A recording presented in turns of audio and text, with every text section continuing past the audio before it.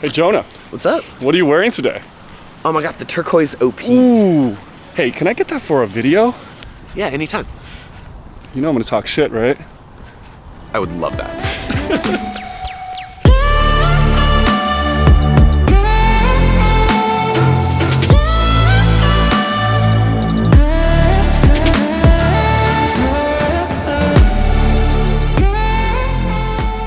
Hey guys, I'm Max and this is WatchCrunch. Are you someone who changes your watch multiple times a day? Well, you belong on WatchCrunch.com. This is a new online discussion platform we built from the ground up, dedicated for watches with a fresh interface and a great community vibe. So come check it out. So it's pretty crazy what's happened with Rolex prices through the pandemic, especially with certain models. And the one that boggles my mind the most has been this Oyster perpetual turquoise style. This $5,000 watch in its 36mm form has tripled in price, and its 41mm cousin has more than 6x'd. And if you are an owner like my friend Jonah, that's got to impact your relationship with the watch, even if you have no intentions of selling it. So in this video, let's explore this price phenomenon, but also look at just how good the OP is independent of all of this price inflation.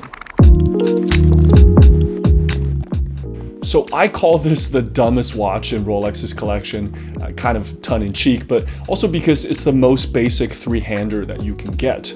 There's no date function, there's no chrono pushers, no rotating bezel. It's just case, dial, movement, and bracelet. In some ways, that also makes it the purest expression of what this company is about. But sometimes the simplest things are the hardest to get right. So the name Oyster Perpetual, Oyster referring to that iconic waterproof case that Rolex first introduced in 1926 when they patented the screw-down crown. The next year, they strapped the watch to Mercedes Gleitz, who swam across the English Channel with a Rolex Oyster across her neck, and a legend was born. The Oyster case is best appreciated side-on, where we're greeted with its luscious curves.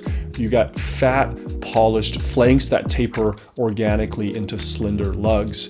Perpetual, the second word in its name, refers to Rolex's other big invention in 1931, the world's first self-winding mechanism with the use of a rotor. This now ubiquitous feature allows the watch to draw energy from the user's movement, thus being perpetually powered by you. And that rotor is now part of Rolex's new caliber 3230, which is resistant to shock, pretty much immune to magnetism, and with an extended power reserve up to 70 hours.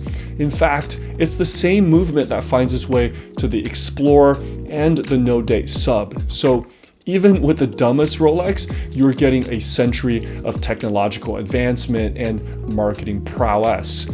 So off to a good start. Now, I remember not too long ago, the OP was widely ignored. The saying used to be that, you'd buy a couple of OPs or Datejust just so that you can be next in line for a Daytona. Oh, how the times have changed.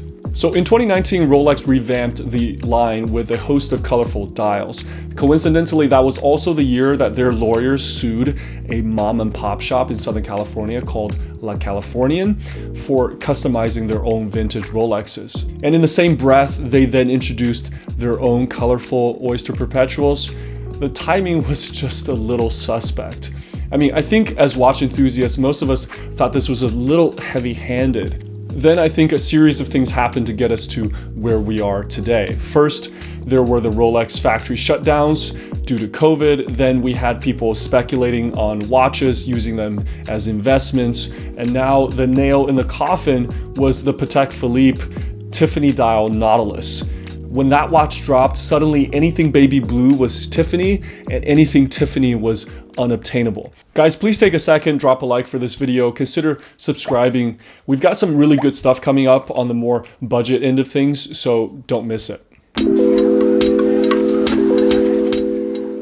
So prices aside, how is the OP to wear? Well, this 36 has just about the perfect proportions on my 6.5-inch wrist.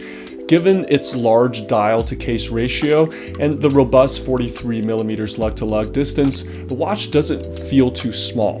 The 12mm thick case with a completely flat sapphire crystal also makes this watch sit nice and flat on the wrist. A lot of that comfort also comes from the stellar bracelet and clasp. The Oyster links being slightly curved conform really well to the wrist, and they're completely brushed as not to look too bling. Plus, every time I look at a Rolex in-link, I'm just reminded at what good fit and finish looks like. It tucks in perfectly between the lugs, there's not any wiggles or gaps. The bracelet also tapers nicely down to 15.5 at the clasp, and that clasp is a blocky one with a pivoting latch at one end. Now, Jonah's wrist was just about half a link off from mine, and it was a pleasant surprise to just be able to undo the Easy Link extension rather than having to get the screwdrivers out. Then we come to the style. The turquoise color is definitely an acquired taste. It may not be for me, a guy who has a lot of black and gray dialed, boring watches. Now, color obviously is a very personal thing. This is by far not what you call a versatile color. What it is, I think, is a statement color. With the turquoise, you're not trying to blend in, you're not trying to match it with, your shirt or your hat. Rather, you're trying to broadcast a personality. This dial tells the world, I like to have fun, and maybe I don't care what you think. Now, one criticism I have for such a radiant color is that in brighter conditions, it can be hard to see the hands because they're polished and the dial can look kind of washed out. But then again, you're not buying a turquoise watch for legibility. Otherwise, the dial design is pretty straightforward. We get the iconic Rolex faceted and polished stick hands. They point at rectangular hour markers fashioned out of white gold as not to tarnish. These markers are precisely cut, and they double up at the 3, 6, and 9 with the coronet at 12. Now, when I first saw this treatment, I thought it looked kind of lazy, like they couldn't come up with anything better than just smashing two indices side by side. But over time, it's grown on me. Now, I still prefer the execution of the older 39mm OPs with the larger rectangles at the 3, 6, and 9. These elements are filled with proprietary chromolite lume, which emits a pretty usable blue glow.